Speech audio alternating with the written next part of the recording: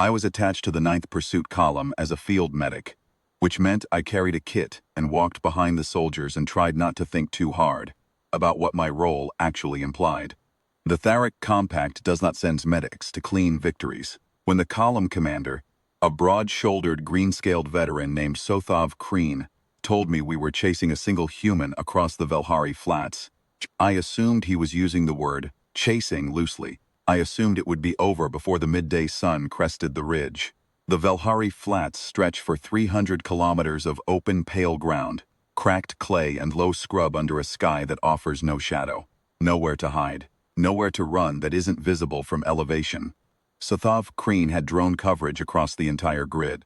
He had 4 squads of 12-count heavy infantry, 2 armored ground crawlers, targeting system calibrated for moving contacts at a range of 2 kilometers. Against 1 human, cut off from her unit, no visible resupply, crossing open terrain on foot. The math was not complicated. Any officer in the compact could have done it in their head. Sothav Kreen certainly did. I watched him do it, standing at the tactical display, tracing the projected intercept lines with 1 claw and already reaching for his morning ration with the other hand. The contact would be stopped. The contact would be stopped soon. That was the first morning. She was walking when we first picked her up on visual. Not jogging. Not sprinting for cover. Walking due west, at a pace I would have called unhurried if the terrain weren't so hostile. The flats in late morning register somewhere between 43 and 47 degrees at surface level. This is air temperature, not ground contact. The clay under the sun runs hotter. We kept our infantry in mobile shade canopies between engagements. The human had no canopy.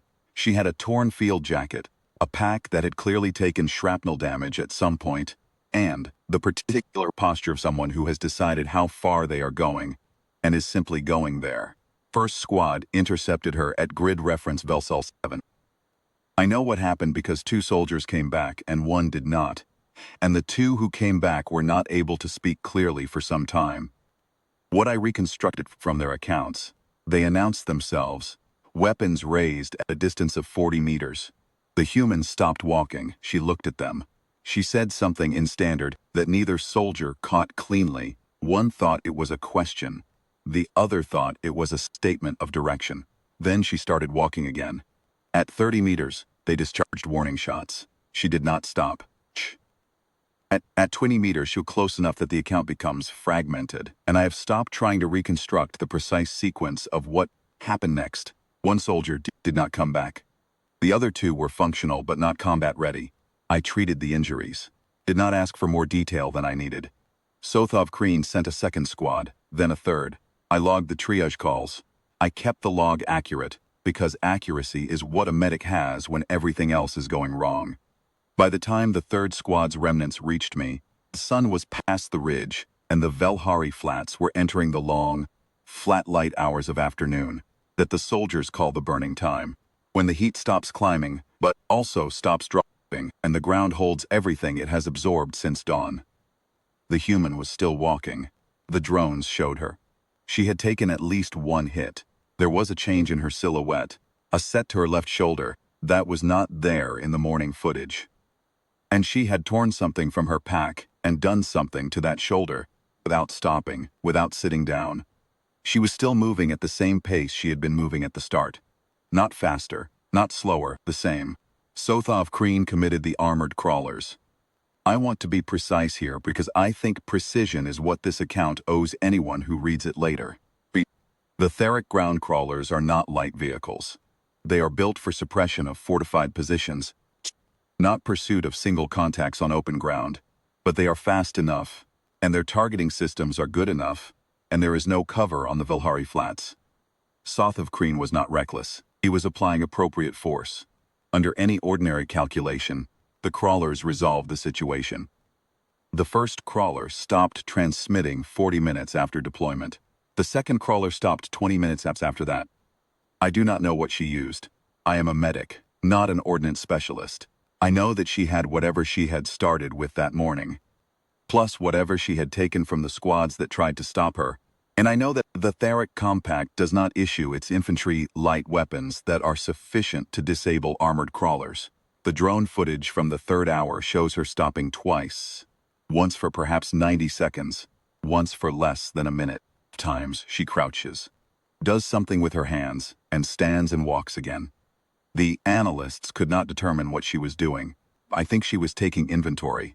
I think she was planning ahead, allocating what she had to what she still expected to face, the way you plan a long route when you know the terrain and accept that it will not become easier. All of this, while walking.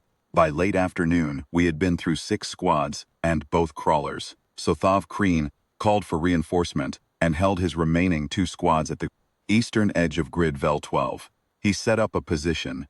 He stopped trying to chase and started trying to intercept, to get ahead of her, place force in her path rather than behind her. It was a reasonable adjustment. He is not a fool.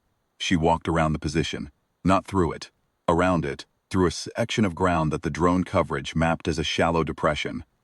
Technically a drainage bed, dry this season, the coverage software had flagged as a low priority zone, because no resupply column would route through a depression with soft clay. She did not need to route supplies. She walked through the drainage bed, under drone coverage, in the hour when the late afternoon sun angle put the drone sensors into partial glare, and she came out on the western side of Sothav Kreen's intercept line and kept walking. I was standing at the medical station when the perimeter alert sounded on the wrong side. Sothav Kreen sent his last 2 squads. I did not treat the casualties from the last engagement. There were not enough of them to treat. 1 soldier returned, and he was not injured in any way that needed my kit. He was simply sitting down and refusing to stand up again. And after a while, I sat down beside him, because there was nothing else to do, and the sun was finally going behind the horizon and the temperature on the Velhari Flats was beginning to drop. She came through our station at dusk. Through it, not past it. She walked directly through the center of the 9th column's medical station because it was in her path, and she was going west, and the medical station was not a reason to go around. She looked at me. I was the only one standing. Her left arm was in an improvised brace made from sections of crawler conduit, which means she had paused long enough at some point in the afternoon to fabricate a brace, and she had still arrived here by dusk. Face was the color of clay. She had the expression of someone completing a task they decided to complete before they started it. She didn't say anything. She looked at me for a moment, looked at the soldier sitting on the ground, looked west, and walked on. I watched her go until the light was too flat to follow her silhouette. In my log, under the entry for that day, I wrote 1 note. She was not trying to prove anything.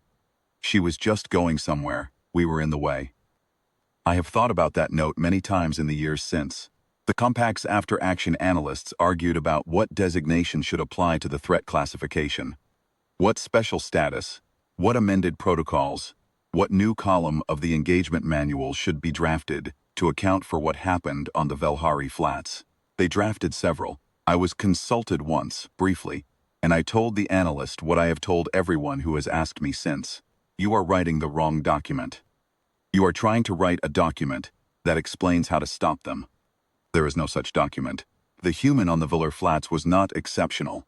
Her unit records, recovered later, noted her rating as mid-tier infantry, adequate scores, no commendations, nothing that flagged her as a specialist. She was ordinary, that is the lesson. She was ordinary, and she decided she was going home, and 14 intercept units and 2 armored crawlers, and 1,400 kilometers of hostile ground were not, in her accounting, relevant factors.